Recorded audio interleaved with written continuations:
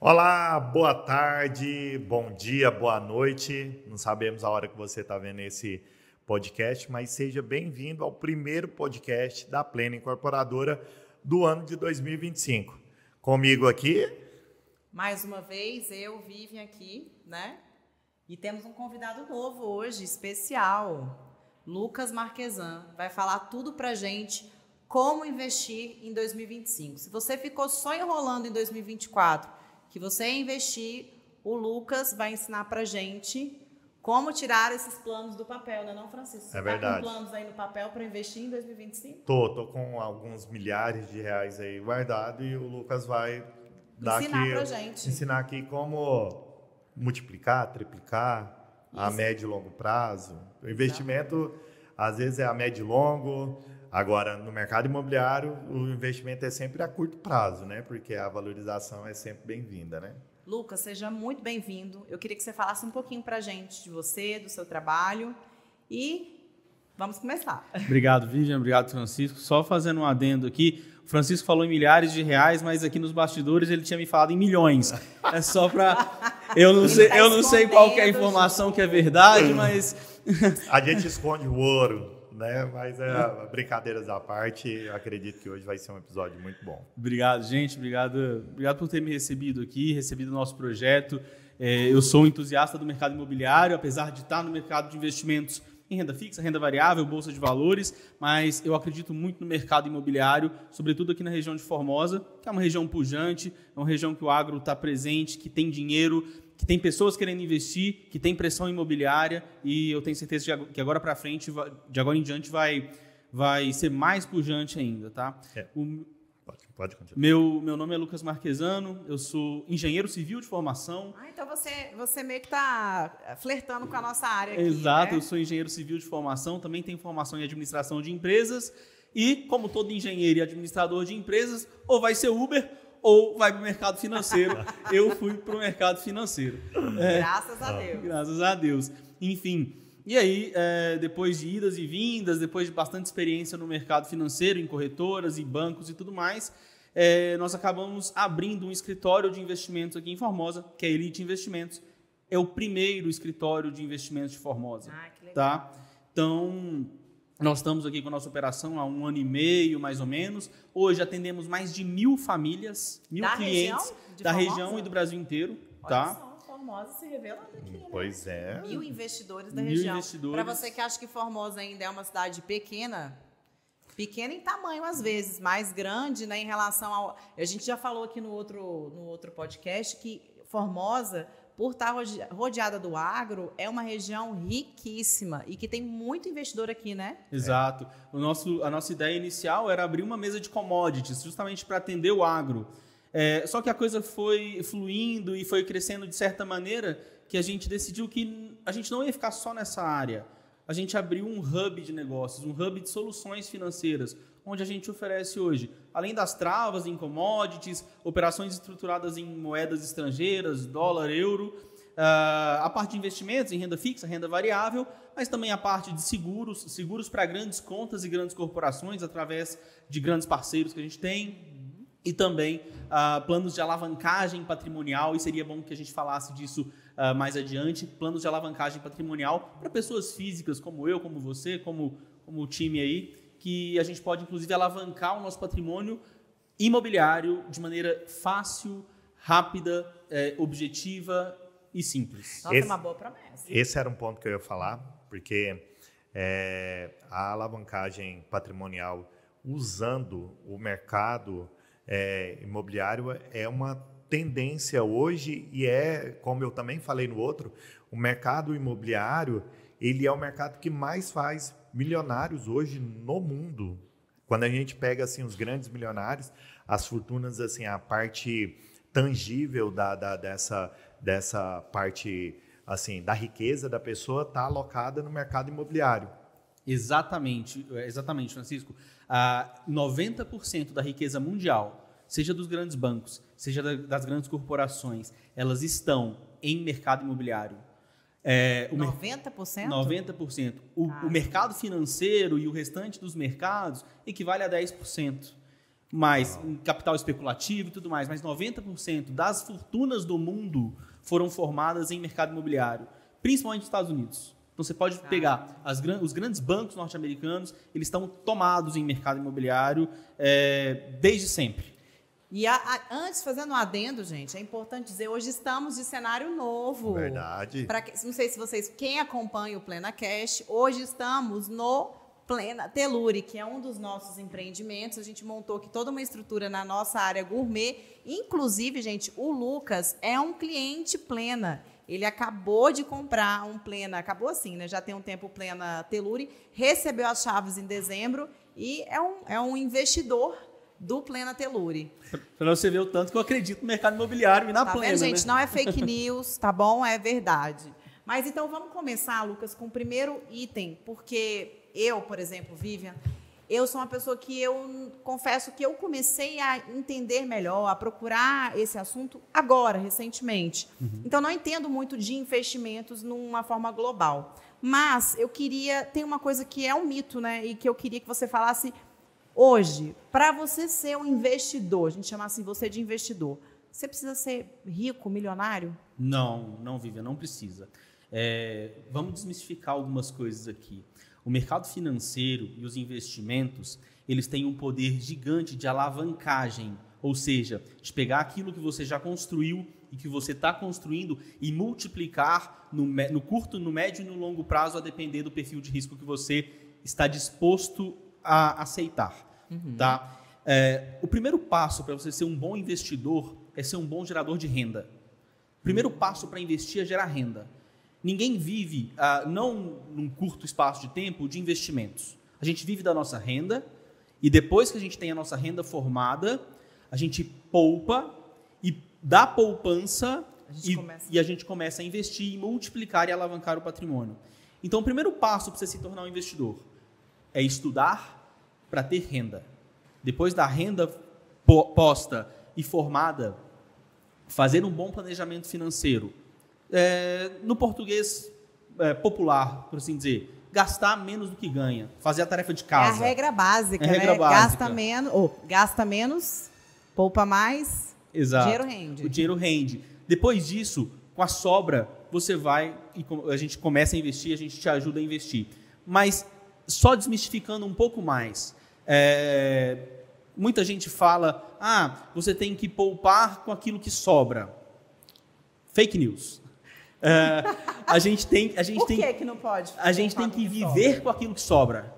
Entendi. Que é diferente a parte do viver, então, supondo assim, eu tenho as minhas contas, acho que o primeiro passo ali seria fazer um estudo de como eu posso continuar tendo uma vida assim, boa, né, gastando menos. Exato, é assim, chegou seu salário, primeiro passo para investir, chegou seu salário, você vai pagar o primeiro boleto do mês. Qual que é? É o da água, da luz, do telefone? Não, é o do teu futuro. Então o primeiro boleto... O primeiro boleto do mês é o do teu futuro. Esse podcast já começou assim, pedrada, né? Assim, é uma quebra, é uma nova mentalidade. Exatamente. Então vamos lá, vou fazer uma conta redonda. Se a pessoa ganha R$10 mil por mês, ela vai poupar R$2 mil, que equivale a 20%. Sim. Então eu vou gastar os 8 mil e se sobrar os 2 mil eu invisto? Não. Eu vou pagar o primeiro boleto do mês, que é o meu, é o do meu futuro, que é o dos 2 mil. Quanto que sobrou, Francisco? 8 mil. Agora eu vivo com o resto. Por quê? Porque senão a gente vai aumentando o padrão de vida sem ver. Nossa, e a gente nunca mais poupa. Então, o primeiro boleto do mês, isso é regra. É regra na minha vida, é regra na vida dos meus clientes e é regra na vida dos meus sócios. Nós pagamos o nosso primeiro boleto do mês para o nosso futuro.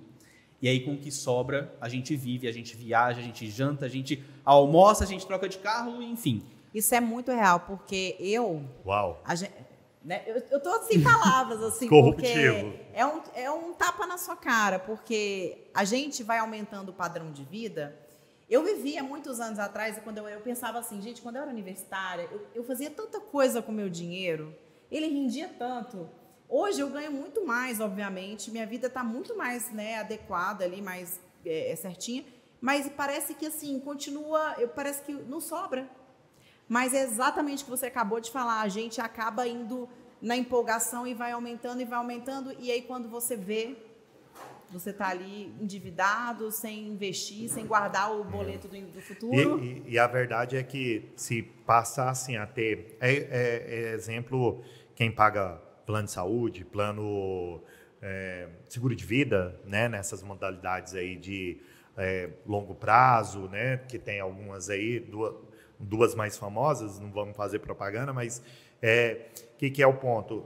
Você fala assim, pô, não tenho R$500 para pagar seguro de vida, R$600 para pagar todo mês. Aí você põe no cartão, você paga 5 anos sem ver. Porque você mudou a forma de pensar a respeito daquilo que se torna uma prioridade. Plano de saúde hoje é prioridade, educação hoje. Né? Só que o investimento, eu acredito que a médio prazo, vamos supor, dentro de 10 a 15 anos, vai passar a ser prioridade também para o brasileiro que está mais bem informado, está mais politizado, tende a buscar mais informação e você acredita que isso vai ser também? Com certeza, isso já está sendo. O investimento, Vivian e Francisco, é para o eu do futuro. O investimento não tem negociação com o investimento. Ele tem que ser feito de qualquer jeito, porque cada vez a gente vive mais. A expectativa de vida aumenta. Cada vez as coisas estão mais caras. E a aposentadoria hoje é uma coisa que a gente não sabe. A gente ainda está inseguro, né? Se vai conseguir aposentar, se não vai. Então, a grande realidade é que ninguém vai aposentar. Não. Eu tenho 34 anos e eu não me vejo aposentado aos 70. Nós vamos trabalhar até o dia de morrer. Por opção, muitas vezes. É igual estudar. Deus, se Deus quiser. Mas qual que é o bom do investimento? É que você pode poupar agora e lá na frente você pode trabalhar por opção. Sim. E não por necessidade. Então lá na frente faz toda a diferença. Eu tenho 34, então daqui 36 eu terei 70. Lá eu vou trabalhar porque eu quero e não porque eu preciso. Isso é a chave da liberdade. Com certeza. Entendeu? E só fazendo um complemento, viver um nível abaixo daquilo que a gente pode viver é muito importante. Então, se eu ganho 10 mil, poupo 2, pago o meu boleto para mim todo mês ali, antes de todos, me sobra 8 mil, e ainda assim eu vivo com 6, é o melhor dos mundos, porque eu estou vivendo um degrau abaixo daquilo que eu posso viver. E não gastar, né? Não ir lá depois lá na caixinha, pegar ela e falar, não, eu paguei o boleto, mas agora eu preciso disso, né?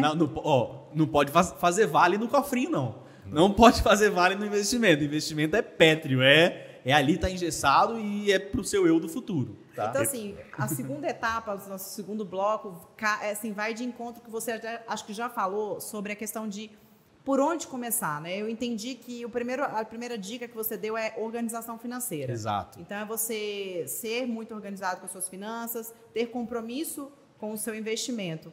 Mas tem mais alguma coisa que você pode falar de como a gente começa a investir? Porque a gente vai falar muito daqui a pouquinho do mercado imobiliário, mas como que a gente começa, além dessa organização, tem mais algum truque, alguma coisa? Com certeza. Primeiro ponto, escolher uma boa casa. Uma boa casa de investimentos, uma boa corretora, não necessariamente lá no nosso escritório, que hoje é vinculado ao BTG Pactual, que é o maior banco de investimento da América Latina, e a EQI Investimentos, que é uma corretora do BTG. Não precisa ser lá, mas escolha uma boa casa, escolha uma boa corretora, escolha uma corretora séria, escolha uma corretora em que você sabe que o seu dinheiro vai estar bem custodiado. E, além disso, escolha um bom assessor de investimento, um bom planejador financeiro que vai te dar esse suporte, que vai te falar sobre os investimentos, sobre quais são os melhores tipos de investimento para cada perfil de risco. Não adianta a gente pegar uma pessoa conservadora e fazer uma alocação extremamente arriscada. E é o que a gente vê em muitos casos acontecendo. Então, o teu assessor, teu planejador financeiro, ele tem que estar ciente dos teus objetivos, ele tem que estar ciente do teu perfil de risco, e bons assessores, bons planejadores, você só encontra em boas casas. Por isso, esse é o segundo pilar. Isso é muito grave, porque assim, grave e sério, né? Eu falo porque está mexendo com o seu patrimônio. Né? Então, você pega uma pessoa, imagina, você entrega o seu patrimônio na mão de alguém que não sabe gerir ele, ao invés de você ter lucro ali, você vai ter problema. Não só isso, Vivian. Imagina que você está investindo para daqui 30 anos. E se você chega daqui 30 anos e descobre que deu errado? Aí Você entendeu? Você não tem mais tempo, você não tem margem de manobra. para manobrar os seus investimentos para fazer dar certo. Você não tem mais 30 anos pela frente quando você tem 70. Eu ouvi uma frase uma vez falando assim, que o dinheiro não leva desaforo. Não aceita. Então, assim, Dinheiro na mão é vendaval. Não aceita desaforo. E eu falo isso porque eu venho praticamente nós somos da mesma idade. Mas eu não vim de uma cultura onde a educação financeira era algo muito presente na minha casa. Apesar do meu pai bancário, né? A gente não teve tanto assim, não é por culpa, porque também meus pais também não tiveram essa cultura. Eu acho que era o tempo. O tempo, assim, ó, é igual, por isso que a gente estava falando ali do início, né, de como começar a investir. Eu acho que essa questão, ela não era cultural, né? Então, um exemplo assim, quando a gente pega hoje, até conversando com o Luiz Otávio, né, que é o nosso CEO aqui da Plena, ele falou algo que era muito interessante, assim, os nossos pais, os nossos avós, eles tinham medo de faltar o básico. Então, assim, o dinheiro era tudo investido em mantimentos, você ter um terreno. Não, nem isso, às vezes. Exemplo assim, ó, eu passei por isso, mas exemplo, minha mãe, meu padrasto, na época, recebia o salário ali no início da década de 90, eu sou mais velho do que vocês um pouco, bem pouquinho, mas a inflação galopante, você recebia hoje, os preços eram remarcados amanhã. Então, exemplo, assim, você pegava, você colocava tudo em mantimento. Exatamente. Você não podia... E assim, era quase impossível se falar de investir, não existia essa palavra. E também, assim, em aquisições, que é a questão do mercado imobiliário, né? O mercado era totalmente fechado. Então, parte do que a nossa geração tem dificuldade de investir é pelo que viveu lá atrás, do momento que era. E da falta da cultura, a falta da informação. As crenças dos nossos pais, lá da década de 90, eu sou filho da inflação, gente. Eu nasci em 90, que, enfim, no dia do parto da minha mãe, que eu fui nascer, foi nas vésperas do Collor bloquear o dinheiro, por conta do processo inflacionário. Então, é igual você falou, a conjuntura econômica do país na época não permitia que a gente investisse. Por quê? Se você recebia seu salário hoje e deixava para gastar daqui 2 dias, você não comprava o mesmo saco de arroz, não comprava a mesma gasolina ou não comprava o mesmo pneu do carro. Então, tinha que ser consumido naquele momento. Sim. Só que aí veio a estabilidade econômica, a inflação foi contida e tudo mais, permitiu-se para os brasileiros que investissem, que comprassem imóveis a prazo, que comprassem automóveis a prazo. Por quê? Porque a estabilidade econômica permite isso. Um consumo mais consciente. Os programas do governo também, né, daqueles habitacionais, enfim, acho que popularizou muito essa questão da compra, né, do poder de compra. E aí é engraçado porque, por exemplo, eu tenho 2 filhos. E o meu filho já tem conta em banco. E aí, outro dia, ele tinha um dinheirinho na carteira. Uhum. Aí ele, mamãe, abre uma conta para mim que eu quero investir o meu dinheiro, porque aquele não está rendendo. Meu filho tem 11 anos, gente. Então, assim, graças a Deus, a gente está evoluindo, né? Exato. Porque eu espero que meus herdeiros, meus filhos, meus netos, eles prosperem uma coisa que eu não consegui fazer, né? Então, acho que deu a entender. E aí, última questão do segundo bloco que eu queria falar com você é sobre aquela famosa reserva de emergência, né? Muito se fala sobre reserva de emergência. O que fazer primeiro? Pagar o boleto ou construir a reserva de emergência? A primeira coisa a se fazer é a reserva de emergência. Como é que se faz uma boa reserva de emergência? Você lembra de eu falar lá no começo que a gente tem que viver com menos que a gente ganha? Uhum. Então, primeiro passo, catalogar tudo com tudo que você vive. Todas as suas despesas. Despesas básicas. Eu não estou colocando supérfluos, viagens e tudo mais. Despesas básicas. Qual que é a sua despesa por mês? Chegou num número? Ótimo. Multiplica por 6. Essa é a sua reserva de emergência. Então, você vai criar um colchão de liquidez para isso. Então, vamos supor que a sua reserva de emergência seja R$30 mil. Você chegou nesse número que você precisa ter. Você vai primeiro construir essa reserva e você vai aplicar essa reserva, tá? Aplicou a reserva e, importante, a reserva de emergência ela tem que estar aplicada de uma maneira que fique perto de você quando você precisa, mas longe de você quando você não precisa. Como assim? A reserva de emergência tem que estar alocada em produtos que sejam fáceis de sacar no momento de desespero, mas que sejam difíceis de acessar quando você está no shopping pensando em comprar aquela bolsa da Louis Vuitton nova.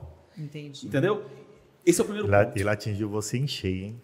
Pois é. Meu marido, a hora que ele vê esse podcast, ele vai falar, tá vendo, Vivian? Então, Escutou? Essa é a reserva de emergência. Bem, reserva de emergência feita, estruturada, está pronta, está investida, excelente. A gente vai passar para aquela questão dos boletos que eu te falei. Primeiro paga o seu boleto, só que aí esse boleto não é o boleto mais da reserva, é o boleto do investimento, é o boleto da Vivian do futuro, do Lucas do futuro, ou do Então, Francisco primeiro do se futuro. constrói reserva de emergência para depois você investir de fato. É aquela situação, né? Juntar para investir. Você nunca sabe quando o carro vai bater, quando o cano vai estourar, quando o chuveiro vai queimar. Então, você precisa ter aquele dinheiro. E, principalmente, se você for CLT, se você for empreendedor, aí que você precisa mesmo da reserva de emergência. Porque você não sabe quando o seu negócio vai dar lucro, você não sabe quando você vai perder o emprego, você não sabe amanhã como é que vai ser a conjuntura política do país ou do mundo, e se você vai ter seu emprego ou se vai fechar tudo no lockdown. E por Entendeu? isso entramos no terceiro bloco, que você falou um gancho legal. A gente não sabe como vai estar as coisas, mas se eu investir em imóveis, fala pra gente sobre duas coisas. Tipo de investimento e sobre investimento imobiliário, porque, óbvio, somos uma construtora incorporadora, aqui falamos tudo sobre o mercado imobiliário, mas a gente também coloca muito outras coisas que são relacionadas, e investimento é o assunto do momento. Então, fala pra gente quais os tipos de investimento. E esses investimentos, Lucas, como nós mesmos falamos, invariável, em algum momento vai virar um imóvel. Vai virar algo tangível. Conta pra gente tipos de investimento, tá? E citando aí o mercado imobiliário, como é que a gente faz que isso se multiplique? Porque é isso, a gente quer multiplicar o patrimônio. Ótimo, perfeito. Tem diversos clientes nossos. Lá na Elite Investimentos, a gente oferece um programa de alavancagem patrimonial com imóveis. Isso vem muito de encontro ao que você falou. Vamos lá, voltando um passo. Nós temos diversos tipos de investimento. Investimento em renda fixa, investimento em renda variável, seja em ações, opções, debentures, que são rendas fixas, enfim, uma gama de investimentos, tá? Indo para o mercado imobiliário, eu acredito muito no mercado imobiliário porque em bons locais, em boas cidades, principalmente fazendo o que a Plena faz, que é vendendo na planta as incorporações, vendendo os empreendimentos na planta, você pega o melhor momento da construção, que é aquela fase que, abre aspas, ninguém acredita no projeto, somente o empreendedor, e você vai construindo junto com o empreendedor. O empreendimento é igual a esse que a gente está aqui, e no final você já teve um ágio. Você falou aqui que eu tenho uma unidade aqui na Plena, e foi justamente isso. Você comprou na planta lá no começo? Comprei na planta lá no começo, eu devo ter sido uma das primeiras pessoas a comprar numa das torres aqui. E aí, quando a gente recebe o imóvel 2, 3 anos depois, você já tem uma valorização de 30%, 40% de cara. 30%, 40%? Sim, e já alugado, né? E já está alugado. Eu comprei para investir, já está alugado. Ou seja, já vou ter payback disso. Isso é importante para o investidor ter o payback. Ou né? seja, quem não acredita que o imóvel é um bom investimento, com todo respeito, continuar no aluguel... Agora, tem uma maneira, Vivian... E tem um negócio. O Lucas falou um negócio sobre o payback, também a Vivian falou sobre que não acredita que o imóvel é um bom investimento na planta. Na planta, geralmente, você está comprando ali uma porcentagem, você está pagando uma porcentagem que deve variar ali entre 25% a 32% do valor do imóvel. Você dá uma entrada e vai pagando parcelas. Isso. Essas parcelas, como o imóvel ele ainda está no início ali, na planta, o imóvel ele tem um preço menor. O imóvel ele nunca vai ter um preço menor do que na planta. Nunca, é muito difícil, a não ser que a pessoa está passando por alguma coisa e tenha que vender o imóvel. Então, assim, a certeza de valorização, ela é plena, né? Fazendo um trocadilho, ela é plena, porque não tem como. Você vai comprar um imóvel por X, no final ele vai estar valendo 2X e meio. E as parcelas são muito em contas num apartamento ou num outro tipo de empreendimento, estúdio, seja ele no ramo imobiliário, salas comerciais, é muito em conta. Então, até pessoas que ainda estão no início ali da sua alavancagem patrimonial, o início ali dos investimentos, conseguem fazer uma compra de um imóvel. Agora, eu posso contar um segredo? Pode. Quero. Hoje é uma aula aqui. que são para todas as pessoas que estão assistindo esse podcast. E se eu te falasse que você consegue comprar um imóvel através de um plano de alavancagem patrimonial com 50%, 60%, 70% de desconto, você acreditaria nisso? Se eu te prometesse agora? Mas eu quero sair daqui e lá. É disruptivo. Quero ver. Só acredito vendo aquela... E se eu te provar matematicamente que a gente pode? E tem diversos, inúmeros clientes nossos que estão fazendo isso. Dá um exemplo para a gente, só para a gente poder entender o que é uma alavancagem patrimonial com imóveis. A alavancagem patrimonial com imóveis basicamente é colocar o teu inquilino para pagar o imóvel. Você paga o começo e o teu inquilino paga o resto. Como Faz se sentido fosse para você? o Airbnb, exemplo. Como se fosse isso. Eu conheço muita gente em 2024 comprou um imóvel, investiu e está colocando um Airbnb ou põe isso para aluguel e com o valor do rendimento ali do Airbnb ou do aluguel paga a parcela. Seria mais ou menos isso? Então, vou fazer uma conta para você. Imagina que você vai lá na Elite, tá? Imagina não, você vai lá na Elite. Com certeza, gente. Fazer o merchan aqui é necessário. Então, você vai lá e você vai comprar da gente uma carta de consórcio, fazer um plano de consórcio imobiliário de 220 meses, onde você paga R$ 1.500 por mês para um imóvel de 500 mil, tá? E você vai pagar lá 1.500 vezes 12, vai dar 18 mil por ano, né? Certo. 18 mil por ano vezes 2 anos, vai dar 36 mil reais mais ou menos. Certo. Vamos fazer uma conta redonda, vamos supor que você seja contemplado nesse consórcio lá para o 30º mês, 40º mês. Você vai ter gasto em torno de 50 mil reais. Certo. Você vai ter um crédito de 500 mil. 500 mil. Certo? Quanto você pagou até agora da carta? Você falou 10%. 10%. Tá? 10%. 50 mil reais. Bem, 10% você vai ter um crédito contemplado na mão de 500 mil reais. Você vem aqui e compra um Plena. Certo? Você pagou 10% até agora. Se for no lançamento, teria comprado até 2%. Não, no lançamento não tem porque não tem como vincular. Mas você vem aqui agora e compra o Plena aqui por 500 mil reais. Certo? Você vai alugar. Sim. E, nesse caso, a sua parcela vai dobrar, porque até então a gente está pagando meia parcela justamente para investimento. Certo. Sua parcela vai dobrar e seu inquilino vai pagar o restante do seu plano de consórcio. Então, ou seja, então fez sentido para você? Em contas, eu pagava R$ 1.400 por mês, aí eu vou alugar por, sei lá, 2.500. 2.500, 2.800. Eu pago a minha parcela e ainda tem um dinheirinho sobrando ali para botar num outro investimento. É isso. Ou seja, se isso não for alavancagem patrimonial, eu não sei mais o que é. Por quê? Ai, gente, é colocar o quê? A tua inteligência e o dinheiro do teu inquilino para pagar e construir patrimônio para você. Excelente. Então vamos lá. Você pagou 50 mil, os outros 450, quem pagou foi o seu inquilino. Ótimo, aquela conta já fechou. Já está te sobrando um pouquinho ou está te faltando um pouquinho, mas está ali, ó, e são contas reais, porque eu fiz isso aqui, tá? Então isso conta... é caso real. Então, basicamente, para você comprar um apartamento, você desembolsou 50 mil reais. 50 mil reais. E quem desembolsou os outros 450? Seu inquilino. Certo? Ponto. E você ainda tem o patrimônio. Não, você ainda tem a valorização patrimonial. Eu tô sem palavras. Agora, feito esse primeiro ciclo, o que você faz? Você faz outra. Compra outro. E você faz outra. E você faz outra. E se você tiver capacidade de fazer 2 ou de fazer 3, excelente. Isso vai cada dia mais alavancando o seu patrimônio. Mas o que é importante? Não adianta, gente, comprar qualquer imóvel. Tem que ser imóveis bons. E por isso que a gente está aqui num Plena, né? Então, de maneira geral, é isso. Então, não é uma coisa de outro mundo. Basicamente, se você tiver organização, uma boa assessoria e foco, você consegue. E, às vezes, lógico, quem tem um pouquinho mais de dinheiro ali consegue dar uma atração maior. Quem tem menos vai devagar e sempre. Mas qualquer um consegue. Tem que começar. E se eu te falar que aquele primeiro boleto do mês pode ser o do consórcio? O primeiro boleto da poupança, o primeiro boleto do investimento. Que não deixa de ser um investimento. Pode ser o consórcio. E é isso que nossos clientes fazem hoje. Por exemplo, nossos planejadores financeiros, eles ajudam nossos clientes a fazer a reserva de emergência. Fez a reserva de emergência? Excelente. Está investido? A pessoa está tranquila? Ótimo. Vamos fazer um plano de alavancagem patrimonial? Vem cá, quanto que você pode pagar por mês? Olha, eu posso pagar R$ 1.500. Excelente. A gente faz uma carta de 500 mil e vai ser o primeiro boleto que você vai pagar todo mês.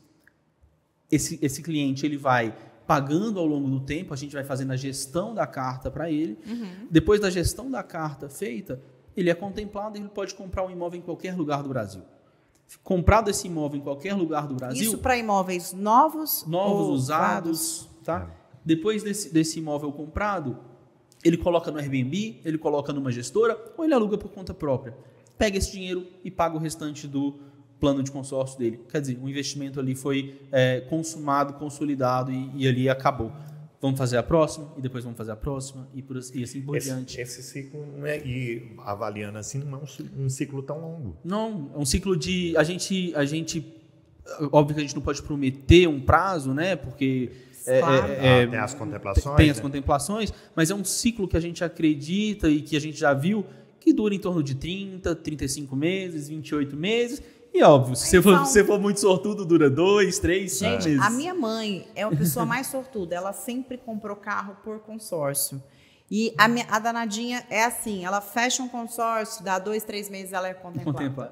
E ela nunca pagou lance. Ela sempre no sorteio. Ela no sorteio, e ela fala, minha filha, faz consórcio, porque é mais barato, as taxas de juros. Né? Essa questão do consórcio, realmente você consegue construir. Eu conheço uma menina que ela tem hoje apartamento, mas ela começou comprando fazendo consórcio do automóvel mais barato que existia na época, que era uma Honda Bis. E ela teve 10 Bis. Então, assim, contemplava um, ela comprava outro, depois vendeu as duas, tinha outra coisa e foi... É uma forma de investir, não deixa de ser. E tem muita gente, fazendo a brincadeira do Uber de novo, tem muita gente que está fazendo esse mesmo processo que eu falei para o imóvel, está fazendo para automóvel, e aí compra automóveis, coloca para o Uber dirigir, aluga o carro para o Uber, e o Uber... o rendimento da semana, paga o aluguel, paga a parcela do consórcio, e assim o cara tem 8, 10, 12 carros já rodando, ou seja, só nessa alavancagem. Tudo é planejamento. Planejamento e trabalhar com a cabeça. E aproveitar as oportunidades, né? Sim. Dá para mim, exemplo assim, fazer um planejamento onde, supondo que eu sou uma pessoa que consiga investir, tem a minha reserva de emergência, consigo investir numa casa aí de uns 3 mil a 4 mil reais. E eu posso vir, comprar um imóvel na planta, que eu pagaria mais barato, mais barato assim, né? Faço o plano de alavancagem patrimonial com o consórcio. No final de 36, 24 meses, que é o que geralmente um empreendimento leva para ser construído, dependendo do formato. E no final eu pago esse com o consórcio. Você pode pagar com consórcio. Você pode pagar a diferença, porque você vai ter que ir pagando aqui a incorporação, a incorporadora, né? Mas você pode pagar a diferença disso aí com consórcio lá na hora da contemplação. E aí seria ainda mais assertivo, porque eu teria pago um valor mais baixo. Você teria negociado um valor mais baixo. E foi o que você fez aqui. Foi o que eu fiz aqui. Foi o que você fez aqui. Gente, genial. Olha, esse podcast de hoje... Você pode fazer um investimento de elite comprando um plena imóvel. E agora, assim, eu imagino que, além do mercado consumidor final, tenham muitos corretores também que assistam o podcast da Plena, né? Sim, sim. É muito inteligente, Vivian e Francisco, para o corretor pagar um consórcio e ter isso como carta na manga para o seu cliente lá na frente. Por quê? Ele venderia o ágio da carta, ele viabilizaria o negócio. Você que é corretor, que está escutando a gente, pensa nisso.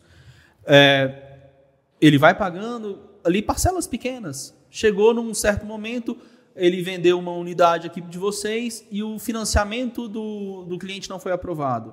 Ele chama o cliente e fala, olha, eu tenho uma carta contemplada aqui que eu posso te oferecer. Eu estou te oferecendo uma carta com um ágio, então o próprio corretor está ganhando o ágio na carta que ele pagou e ele está ganhando a comissão do empreendimento. Ou seja, ele viabilizou o negócio, ele ganhou comissão no empreendimento, ele ganhou comissão na carta. Esse é um corretor inteligente. Não, aí, enfim, todo corretor... Mas eu conheço corretores que já fizeram isso. Então, todo corretor devia ter 1, 2, 3 cartas sendo pagas ou até contempladas. Porque, interessante, né? Depois que a carta está contemplada, você não sofre deságio e outra, o teu crédito fica rendendo na renda fixa, a 0,8% ao mês. Se eu tenho uma carta contemplada, ela está rendendo... Ela está rendendo no fundo comum da administradora 0,8. Então, se você tem uma carta de 500 mil, ela rende R$4.000 todos os meses. Então, você não pode sacar, mas ela está rendendo. Então, exemplo assim, eu estou pagando um crédito que está só aumentando. Está só aumentando. E eu estou pagando menos por esse crédito. Menos por esse crédito, está pagando meia parcela. Até a contemplação. O Francisco abriu assim, ó, uma aba na cabeça dele, que ele vai sair daqui e ele vai lá investir. Eu já invisto, né? Mas o que é o bom? Pessoal, nós precisamos ouvir bastante, ler bastante, se comunicar bastante, porque você começa a ter possibilidades, né? O ruim é quando nós não temos possibilidades. Então, o que acontece? Você começa a ter a possibilidade de fazer um tipo de investimento, o outro, pagar de uma forma, pagar de outra. E isso é importante tanto para os nossos clientes, tanto para os corretores, porque os corretores começam a gerar valor na hora de vender o imóvel. Ele consegue fazer, porque o que difere um consultor de um corretor o consultor ele consegue fazer uma consultoria e fazer um planejamento junto ali com o cliente. O corretor ele só está ali para, olha, eu tenho isso aqui, mostrar o imóvel, mostrador de imóvel.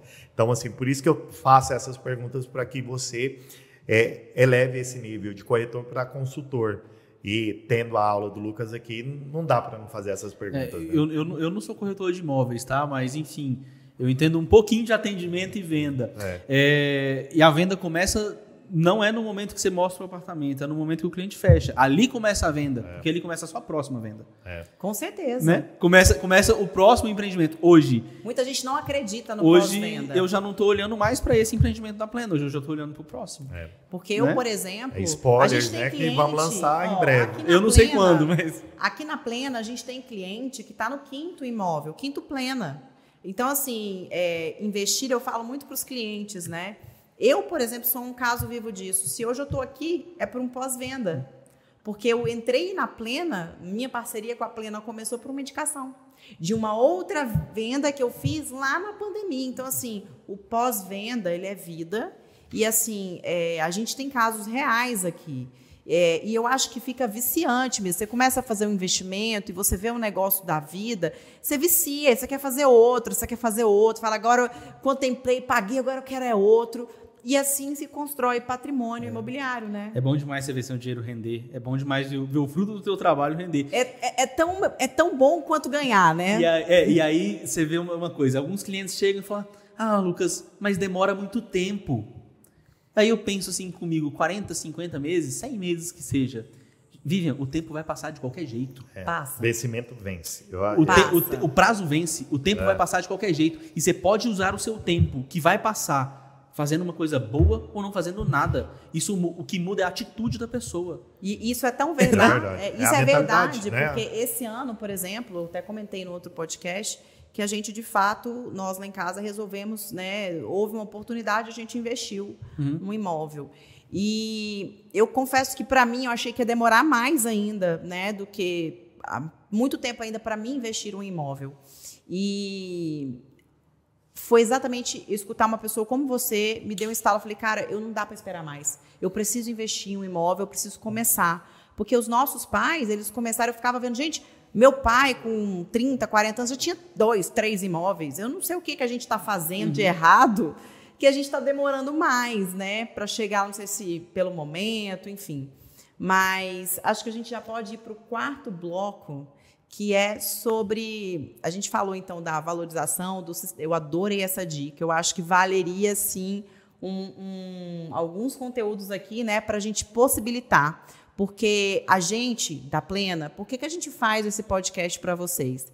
A gente faz, primeiro, para trazer conteúdo, para trazer informação, porque a gente vive, lógico, da venda dos nossos empreendimentos. Mas para que você, de fato, realize o sonho de você comprar um apartamento, a gente precisa te ensinar isso.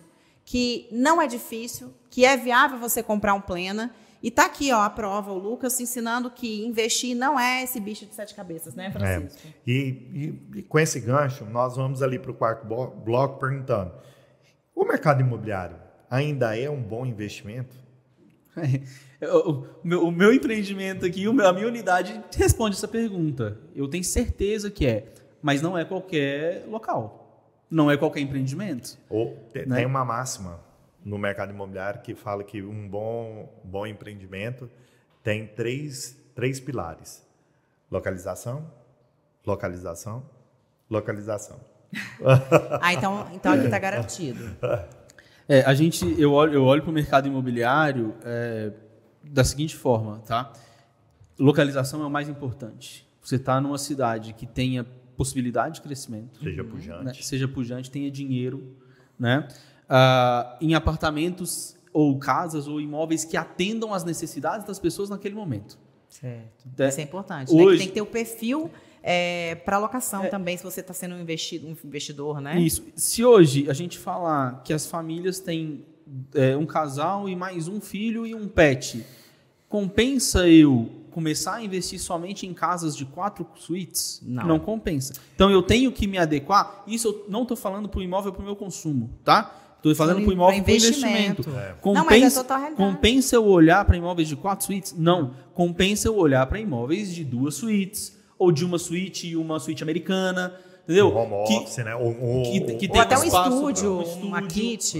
Entendeu? Aí compensa eu olhar, tá? E, enfim, por quê? Porque eu preciso atender o meu público. Eu não posso comprar aquilo que eu sonho. Eu preciso comprar aquilo que o meu público quer alugar de mim. Eu preciso ser a solução da necessidade. Da necessidade. É verdade. E assim, imóveis, hoje, a grande tendência, quando nós falávamos assim, vou comprar um apartamento, partia sempre da casa acima de 100 metros. Depois veio os de 80 metros, agora de 70.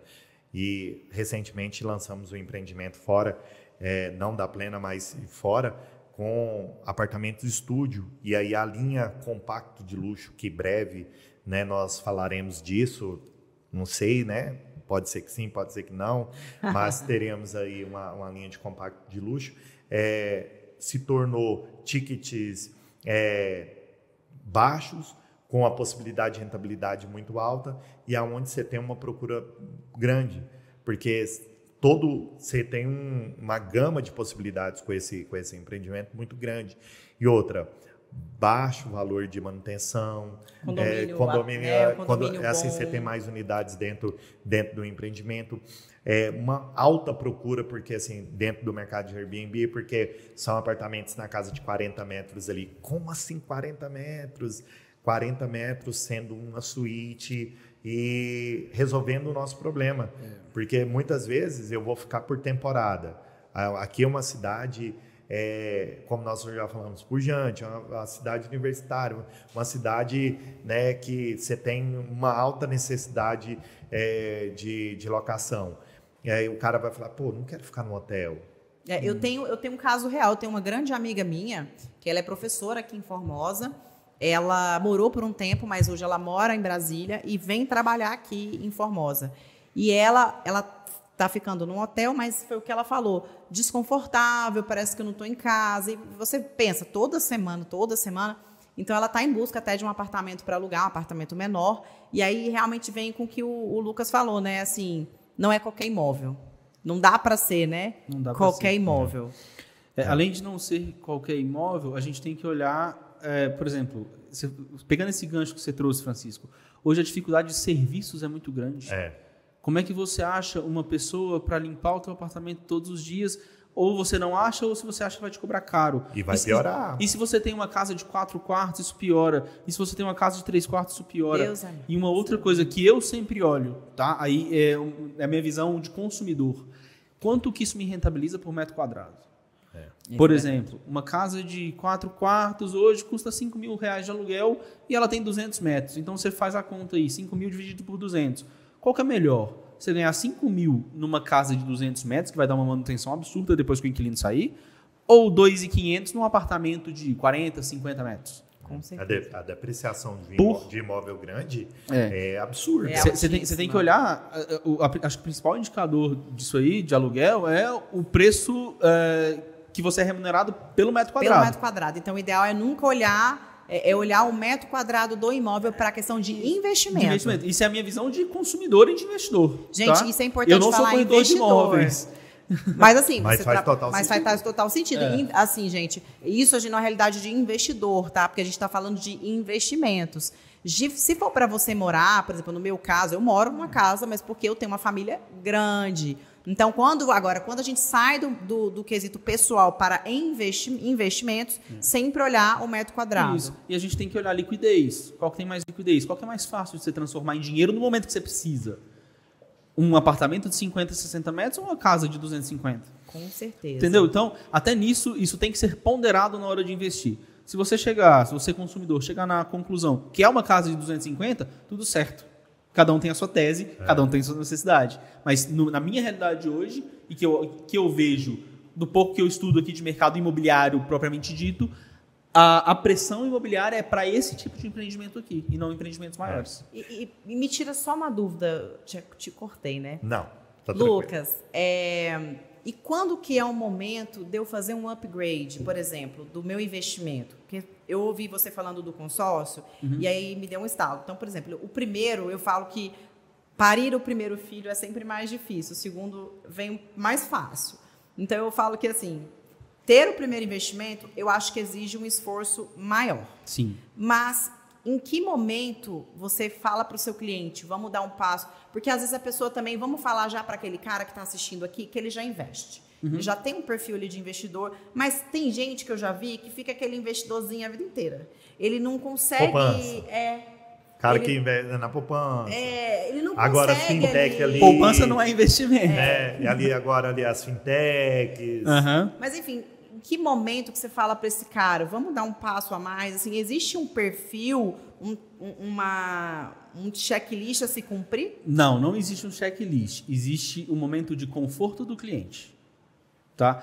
Quando o cliente já está confortável com o investimento que ele tem, e aí no nosso caso, tá? Na nossa análise de risco para os clientes, quando o cliente já está confortável com o que ele tem, que ele deseja dar um passo a mais, que ele deseja investir em algo um pouco mais arriscado, aí a gente faz. Tá? É muito da vontade e do conforto do próprio cliente. Entendi. A gente não força nada. Mas se ele quiser multiplicar isso de uma forma exponencial, ele precisa ter esse movimento de tempos em tempos. Sim, ele precisa ter. Depois que a primeira leva de investimentos dele está pronta, questão de reserva de emergência, está feita. Aquela primeira fase do investidor, até acumular os primeiros 300, 400 mil reais, a depender do estilo de vida da pessoa, já está feito. Isso te dá uma segurança, isso te dá uma vontade de pegar um pouquinho daquilo que você tem e colocar em algo mais arriscado para dar, de fato, aquele tiro mesmo. O cliente se sente confortável com isso? Ótimo, vamos fazer. E dá para fazer de forma segura. E dá para fazer de forma segura. Sem também fazer loucuras. Não, a gente não faz loucura. Por isso que eu estou te falando. Lá no meio do podcast a gente falou, tem que procurar uma boa casa e um bom assessor. Tá? Um bom assessor, ele vai olhar para o perfil do cliente, para o perfil de risco do cliente, e ele vai montar uma carteira adequada ao perfil de risco e aos objetivos que o cliente tem no curto, médio e longo prazo. Tá? Então, eu vou dar um exemplo aqui esdrúxulo. Eu nunca vou pegar um cliente meu e colocar, que seja conservador, e colocar 100% em criptoativos. Não faz sentido para o perfil de risco, não faz sentido para o que o cliente quer daqui a um tempo. Entendeu? Então, se ele é um cliente conservador, eu vou para o lado do imóvel, eu vou para o lado da renda fixa. Porque o imóvel sempre vai... É engraçado, porque assim, vem cripto, vem não sei o que, mas o imóvel vem desde 1900 e bolinha, ele continua sendo um investimento. Sempre. E assim, fuja de coisas. Uma lição importante que esses anos de mercado me ensinou. Fuja de coisas que estão na moda. Quando todo mundo estiver falando de um ativo, fuja desse ativo. Quando todo mundo estiver falando de cripto, é hora de você vender. Quando o mundo inteiro estiver falando de ação, é hora de você vender. Porque o mercado trabalha com euforia e pânico. Né? Entendeu? E pensando, indo para os dois últimos momentos aqui do nosso podcast, que nós estamos ali, a produção já está estourando tempo. Papo bom, né? O negócio flui, né? Ai, gente. Pegando esse gancho que você falou, Lucas, o que os grandes investidores têm, todos eles em comum? E se você pudesse dar uma dica para nós como você começaria a investir em imóveis? Tá. Vou começar do final. Como que eu começaria a investir em imóveis? Através da alavancagem patrimonial, fazendo uma carta de consórcio, pagando meia parcela até contemplação. Depois disso, fui contemplado, eu tenho um cheque em branco na mão, eu vou lá e escolho o imóvel que eu quiser. Eu só estou com uma dúvida, que acho que até você ser contemplado, você paga meia parcela? Meia parcela. Então, se a parcela é 1.500, você está pagando isso? ali a metade. Tá, pegando esse gancho, por que foi criada essa questão da meia parcela? Imagina que você é uma pessoa que vive de aluguel, né? E você paga lá R$ 1.500 de aluguel num imóvel de R$ 500 mil. Um exemplo, tá? O consórcio, a administradora de consórcio, cobrando a parcela inteira, que seria de R$ 3 mil, ela vai criar uma barreira de entrada muito grande para você comprar esse imóvel via consórcio. Então, o que eles fizeram? Falaram, olha, você que é uma pessoa que paga R$ 1.500 de aluguel, ao invés de você vir aqui comprar o seu imóvel com consórcio pagando R$ 3 mil, eu vou deixar você pagar R$ 1.500 até a contemplação. Por quê? Porque você tem capacidade de pagar 3 mil, tanto é que você paga a carta e o aluguel. A partir do momento que você for contemplado, que você comprar o que é seu, você vai deixar de pagar o aluguel e você passa a pagar o restante da carta. Você passa a pagar o dobro da parcela, ou a parcela cheia. Entendeu? Que foi um mecanismo que criaram para diminuir a barreira de entrada. Entendi. Então essa é a melhor forma de você começar a investir num imóvel. É melhor, porque você paga menos até você ter um imóvel. E os juros também é menor. Não tem taxa de juros. O imóvel é taxa de administração. Então, enquanto hoje um financiamento imobiliário em qualquer banco você vai pagar 12, 13, 14% ao ano, mesmo que subsidiado, ao ano, tá? Numa carta de consórcio para alavancagem patrimonial, você vai pagar 22% no período de 220 meses. Isso dá menos de 1% ao ano. E se eu tiver um pouco mais estabilizado, eu posso já fazer tem uma oportunidade de negócio, eu posso fazer os dois negócios juntos. Compro um imóvel na planta e faço a alavancagem na verdade, vamos até dar um outro nome, a estratégia de quitação. De autoquitação. Você pode ir fazendo os dois concomitantemente, depois foi contemplado, imóvel saiu, beleza, você usa um para pagar o outro. Possivelmente vai sobrar um saldo ali a receber, você pega esse saldo e abate das próximas parcelas. Simples assim. Você entra com o imóvel quitado. Inteligência imobiliária, hein, gente? E aí, a última pergunta é sobre... Se você falar o que todos esses grandes investidores, a gente está falando assim, desses maiores mesmo, mundiais, assim, o que eles têm em comum, na sua opinião, que fazem deles os grandes investidores? Vai ser até meio controverso, mas trabalhar com o dinheiro dos outros. Alavancar. Alavancagem limpa, que a gente chama, alavancagem saudável. Os grandes investidores, eles não trabalham somente com dinheiro próprio. Eles trabalham com dinheiro de outras pessoas. Voltando ao assunto da carta, quando eu faço um processo de autoquitação, eu basicamente estou trabalhando com o dinheiro do meu inquilino. O que todo investidor, seja investidor profissional, seja investidor qualificado, seja um banqueiro, seja um empresário de sucesso, ele trabalha com dinheiro que não é dele para gerar lucro e pagar essa pessoa, e todo mundo ganha no final e ele cresce patrimônio. Tá? É o que muitas construtoras hoje fazem, porque tem construtoras, gente, que elas têm dinheiro próprio para construir. Mas muitos incorporadores falam, né, que às vezes vale muito mais a pena você pegar esse dinheiro ali no apoio à produção, alguma coisa, constrói e depois você paga. Porque se você descapitalizar tudo aquilo ali que você tem, às vezes não é um bom investimento. Não existe. Hoje, rendendo pela Selic, você está rendendo 13%, 14% ao ano, livre de risco.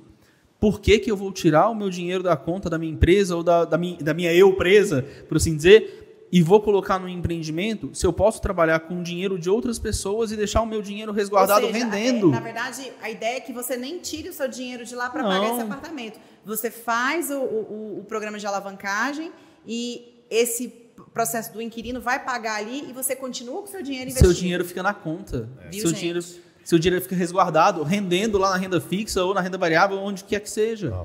Entendeu? Um ponto que o Lucas falou que é muito importante é que tem imóveis que você consegue fazer isso.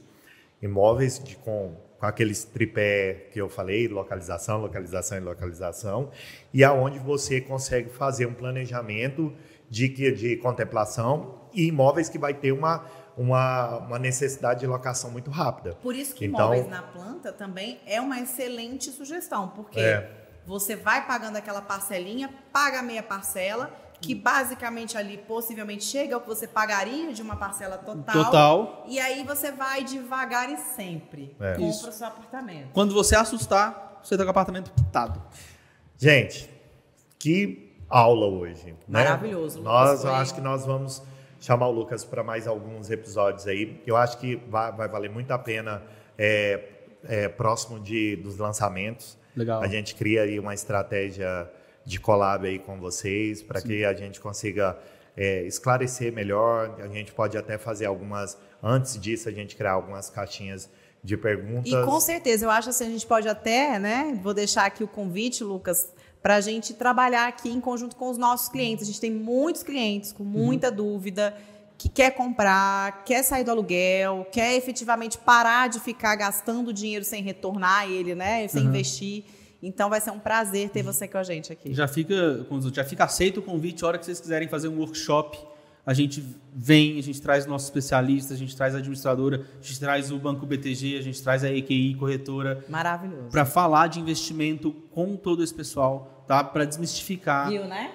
Tá prometido. Tá prometido. Eu não esqueço, hein, Lucas? Não, promessa é dívida.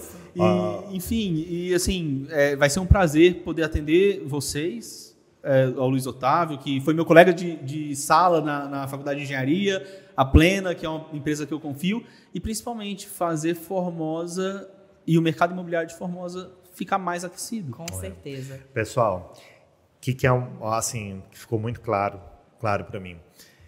Quer ganhar dinheiro? Quer rentabilizar? Planeje. Você tem duas possibilidades, tanto comprar um imóvel na planta ali, aliar junto ao consórcio ali dos seus 24 a 36 meses para fazer contemplação.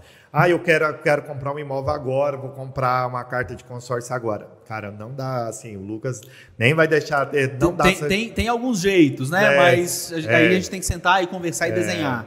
Vai ter que comprar uma carta contemplada, o desembolso é maior, a rentabilidade é menor, tudo que é a toque de caixa, vamos dizer, é igual comprar passagem aérea. Se a gente compra, vamos viajar daqui a um ano, vamos comprar a passagem, vai sair mais barato. O juro é o preço da pressa. Excelente. O juro é o preço da pressa. É isso. Mata esse episódio de hoje com essa frase do Lucas. Lucas, muito obrigada, viu, pela sua presença. Foi verdadeiramente uma aula. Eu vou sair daqui, vou chegar em casa empolgadíssima. Já quero fazer um consórcio. Não sei, alguma coisa eu quero fazer, mas porque 2025 eu me propus a ser investidora. E, gente, mais uma vez, obrigada pela presença de vocês aqui. Espero que vocês tenham gostado. Se vocês tiverem sugestões de temas, este é só o primeiro episódio de 2025. A gente tem muita coisa para falar. E é isso. Muito obrigada pela presença. Obrigado, mais uma vez.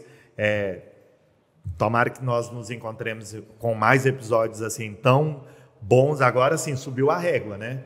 Tão bons igual foi esse. E deixar o Lucas dar o recado dele e agradecer aí. Aproveita e faz seu merchan, Lucas, aí. Eu acho que é importante. Pessoal, só agradecer a Plena, agradecer a Vivian, ao Francisco, ao Luiz, a todo mundo aqui do time de vocês, pela oportunidade de falar um pouco de investimento, que é um assunto que é tabu para muita gente ainda no Brasil. Tá? O nosso escritório ele veio justamente para desmistificar isso. Ele veio num conceito de boutique, onde a gente fabrica produtos financeiros para as pessoas. Então, vou convidar todo mundo a seguir @Elite Investimentos lá no Instagram, o nosso canal do YouTube, que é o mesmo arroba aí, o mesmo endereço. E, quando quiserem, façam uma visita lá no nosso escritório, vamos tomar um café, falar de investimento, falar de mercado, falar de vida, de prosperidade, que é isso que a gente está precisando. Vamos lá, gente. Muito obrigada. Até mais.